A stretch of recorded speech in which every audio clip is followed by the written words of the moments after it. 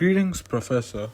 We ignited a fire previously that burned fierce and bright, but now the flames have settled, the smoke has started to clear, and my companions and I have gathered again, this time for a journey of translation.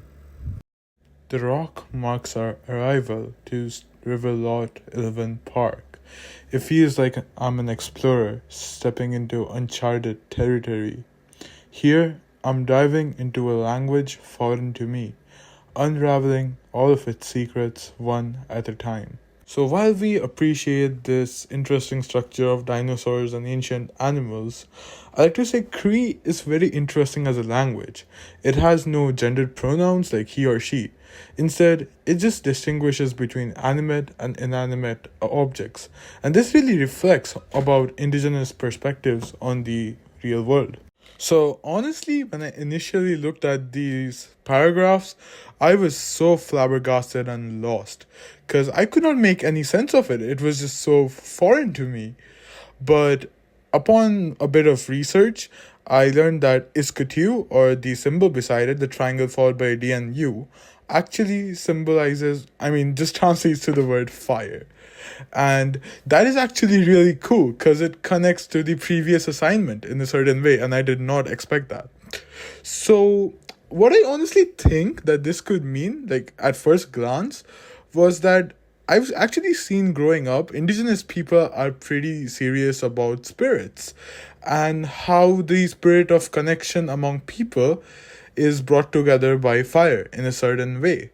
And they have a lot of deep meanings about fire. I also think it kind of symbolizes the resilience of the people or their indigenous heritage.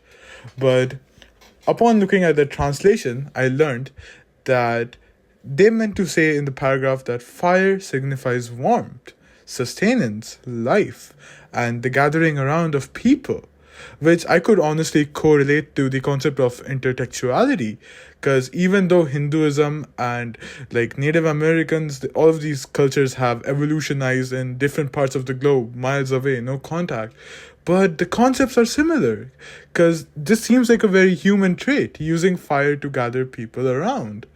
And this particular word, like iskotiu, actually means woman in Cree. Like it's kind of derived from that word, but yeah. And this sculpture over here signifies the power of indigenous women in the past, present, and future. So I got to see this placard in front of a lot of stack of rocks on the ground, and like I'm gonna be talking about my interpretation of that while showcasing the rocks. Since this placard was placed in front of rocks, it doesn't take a genius to tell this is about rocks. So firstly, I think rocks oftentimes are used as a symbol of endurance. Like people say, you are my rock. He has the grit of a rock. Like rocks embody strength, resilience, and endurance of indigenous people over here. And I definitely think it's correlated to how they persevered through colonization and other hardships. Also, rock is oftentimes used to make rock carvings and tell stories using their indigenous Cree language symbols. Also, one thing I learned in my EAS class is rocks are unique to every place oftentimes, and I definitely feel that rocks do have a very important connection to the land. That's my interpretation, but what it actually means is that every land has its own original set of people, and they have their own stories which connect them to that place. And the rock face acts as a lookout over the river and refers metaphorically to the gathering and preparation of indigenous nations for their fight to protect their land and maintain their ways of life despite the overwhelming colonial oppression. And the images that are carved on the rocks honor the stories of the land. The colonial oppression that people have faced, the indigenous people, is not the same, but it's quite similar to the concept of totalitarianism. Now, while some scenes of the movie Fahrenheit 451 play in the background, I'd like to correlate my thesis with everything we've learned today.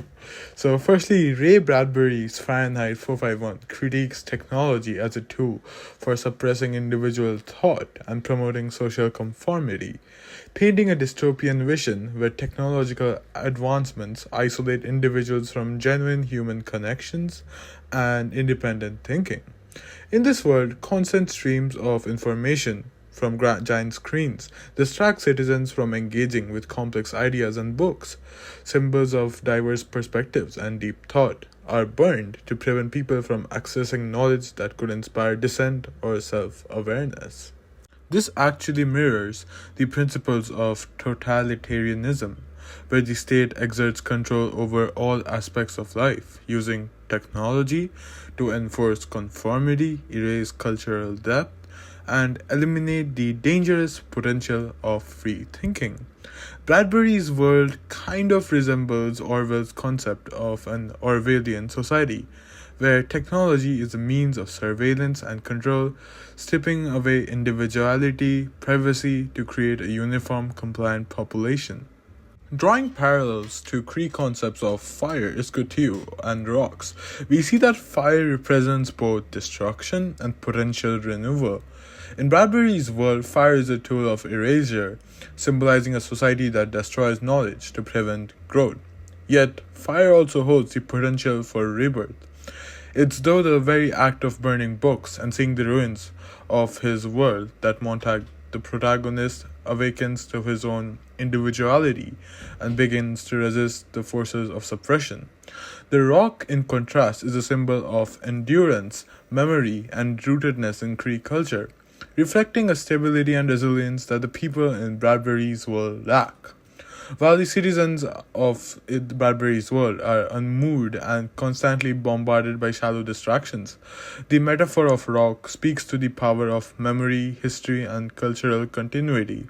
The concept of posthumanism is subtly woven into Bradbury's critique, as the character in his worlds become less human in their lack of empathy, connection, and critical thought. Technology that was designed to enhance life instead dehumanizes people by limiting their emotional range and intellectual curiosity, turning them into passive consumers. The Cree's view of rocks as keepers of wisdom and history contrasts sharply with this, as it suggests a deep respect for the past and a connection to the natural world which Bradbury's society had lost.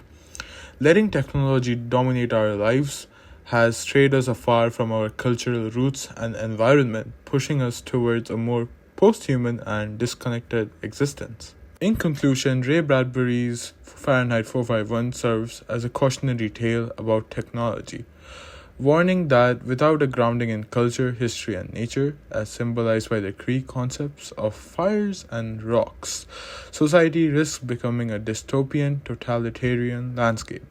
In today's world where social media, algorithms, and constant connectivity shape our perceptions and habits, we are faced with the choice to let technology erode our individuality and autonomy or to resist the root ourselves in the enduring values of community, cultural wisdom, and independent thought. The symbols of fire and rock offer a pathway forward, fire as the force that can inspire change, and rocks as the steadfast foundation that preserves our identity and resilience in the face of technological pressure. So that's all I had to say for today. Thank you so much for watching my video, and I'm signing off with a view of the Edmonton skyline. I'm sorry for stressing this video to be so long, but I just had to get a lot out of my system since this was quite the learning experience for me.